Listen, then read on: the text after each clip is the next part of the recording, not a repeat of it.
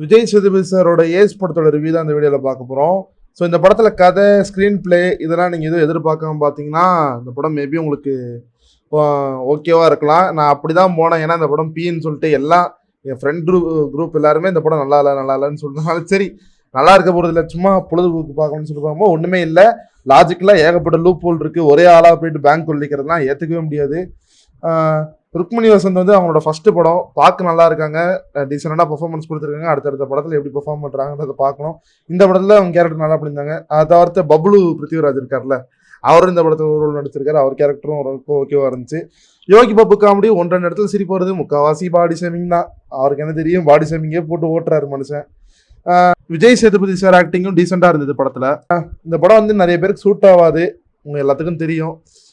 இது எப்படின்னா ஒரு மாதிரி என்ன சொல்கிறது, மைண்ட் செட்டே ரொம்ப நீங்கள் பிளாங்காக வச்சுக்கிட்டு ஏதோ ஒரு படம் பார்க்கணுமேன்னு சொல்லிட்டு பார்த்தா மட்டும்தான் இந்த படம் ஓகே இதை பார்க்கலாம், பிலோ ஆவரேஜாக இருக்குன்ற மாதிரி ஒரு ஃபீல் வரும். நான் அப்படி தான் பார்த்தேன். சரி ஓகே, சும்மா பொழுது போல டைம் ஓட்டணும் அப்படின்றதுக்காக இந்த படம் பார்க்கும்போது ஓகே இதை பார்க்கலாம் அப்படின்ற மாதிரி இருந்துச்சு ஃப்ரெண்ட்ஸ். நீங்கள் வேணால் ட்ரை பண்ணி பாருங்கள், அமேசான் ப்ரைமில் இருக்குது.